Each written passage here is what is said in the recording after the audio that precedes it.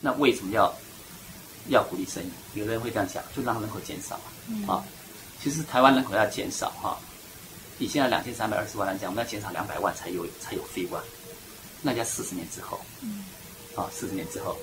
我们现在人口是增加还是减少？你知道吗？目前还是在增加。很简单，我们讲出生比死亡多就会增加。我们出生比死亡还多2万个人，慢慢的5-6年之后，就出生跟死亡一样了，然后就是死亡就多于出生，就负成长。我们如何的鼓励生育，这个路子一定会来，不会因为我们今天鼓励生育，然后我们能够一直成长，不可能的事情，只是我们鼓励生育，提高生育率，只是让这个冲击的速度，我刚刚讲，台湾的问题不是趋势的问题，是速度的问题，是让那个高龄化的速度稍微晚个1年、2年、3年，这是最大的功能。你知道，只要任何一件事情，这个冲击让它稍微降慢我们就能够争取时间，能够做出一些事情来。一个作为一个家庭的基本的伦理道德这部分，这是个人类之所以为人类的，我刚刚讲的我认为的2个特征：人类会运用时间，人类有这样最基本的伦理为基础的组织，这个一定要有，不然将来在整个人口变迁之后，你缺少这个机制的话，你用国家来取代我们人类的一生吗？我常常有人拿北欧的福利国家，你觉得他们真的比较好吗？你觉得他们下一步会什么？他们现在很苦恼，他下一步是什么？你问问他已经走到人类的尽头了，税收已经有人甚至超过50%-60%了，就等于你一辈子交国家，你也不得不支持你的国家，因为你一辈子从出生到死都交给他了，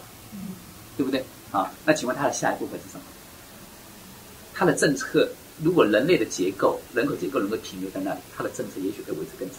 但他的结构不可能维持那里，他也是继续老化。所以你要了解到这一点，说我们的思维绝对不能用当下来解读。他现在目前这一点，也许在他的人口结构，但跟他现在的制度来讲，可能他的对应会比我们其他的全世界其他国家可能看起来好一点。但是这不代表永远的好因为他这个政策已经没办法再走下去了。然后他税收变成100%了，请问他教育国家吗？不可能，他已经走到一个极端了。但是他的人口结构是在改变，他在改变结果，请问他下一步会是什么？他已经没下一步了。所以我们常讲，这是一个历史终结。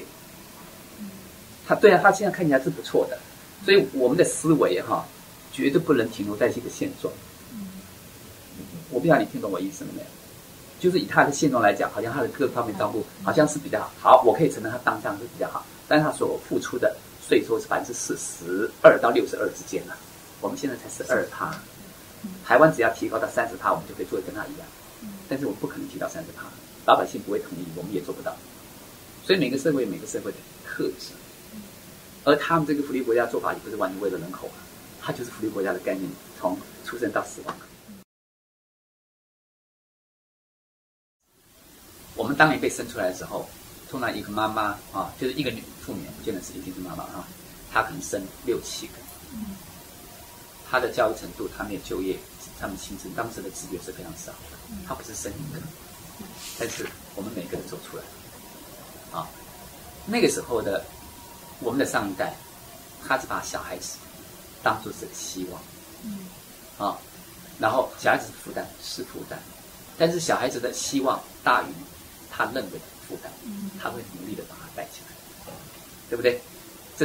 这已经是不是经济的问题，而是一个观念的问题。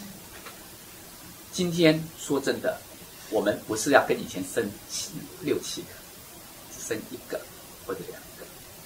尽管我们在各方面教育手法的负担是很大的但是如果你认为小孩子所带来的希望低于他所带来的负担，你就会却步，对不对？所以说它是既是个经济的问题，也是个经济的解读的问题。这是一个概念我们不能讲